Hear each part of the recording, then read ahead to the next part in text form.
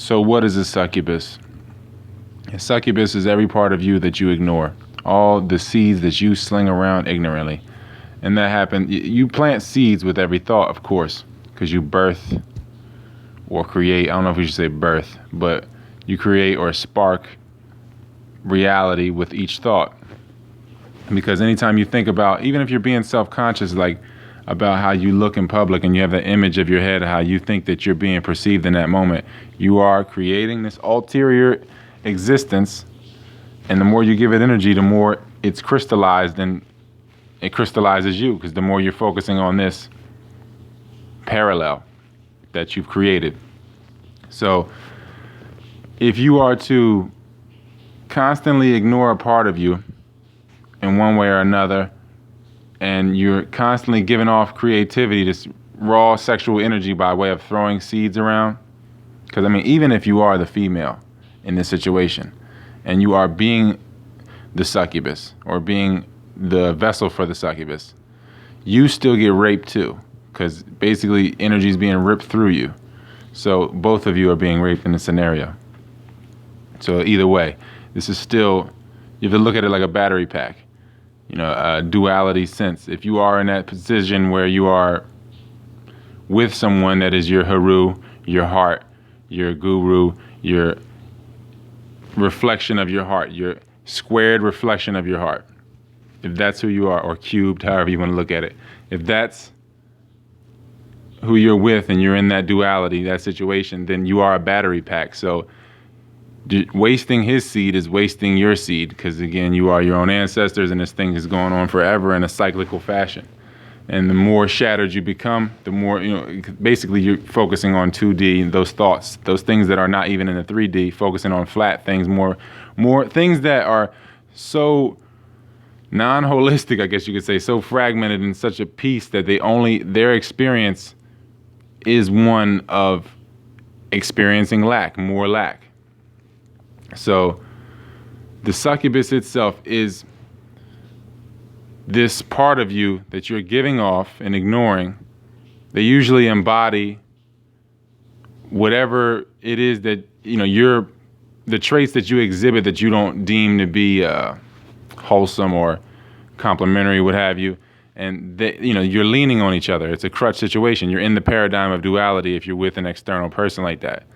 So as that happens, you sling the seeds around, and of course, in a quantum view, you got to look at life in a quantum sense of how the ancestors are the children and the children are the ancestors. So if you are releasing like that, if you look at it like, let's say there's one name or one, because right in the beginning there was the Word and the Word was God, right? So your name is the Word, and that's the beginning, supposedly. If we can just take it from here to bear with me.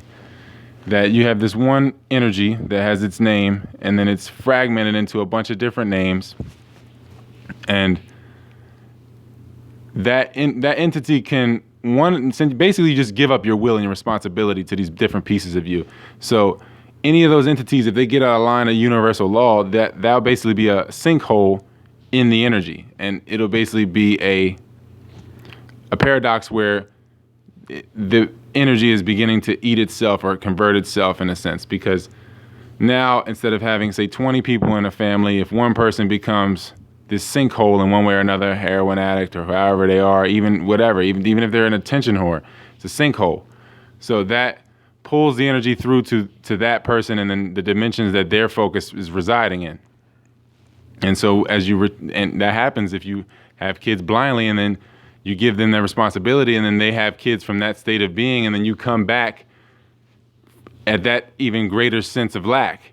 So it's not that this can't be dissolved, but this is what's going on. So, you have politicians and police officers and all these different people that pop up in your life, teachers and stuff like that, usually are the seeds that you were tossing around throughout your existence, coming back in this 3D hell to create blockages between you and yourself. And the more that you break yourself down, every time that you bust, you're becoming further fragmented, because the body is a reflection. So its reflection is the 2D. Anytime you focus on the 2D, you're in a deeper hell than in being in the body. Looking in the mirror is being in a deeper hell than being in the body. Now, looking in a crystallized picture is an even deeper hell. And then the further you go, the more deeper it gets. So it's basically your bastard child, this succubus person that you're keeping around, this impusa, which is the basis for the word empire, impusa, vampire. This succubi is that part of you that you ignore, your bastard kids, and they come back in different forms.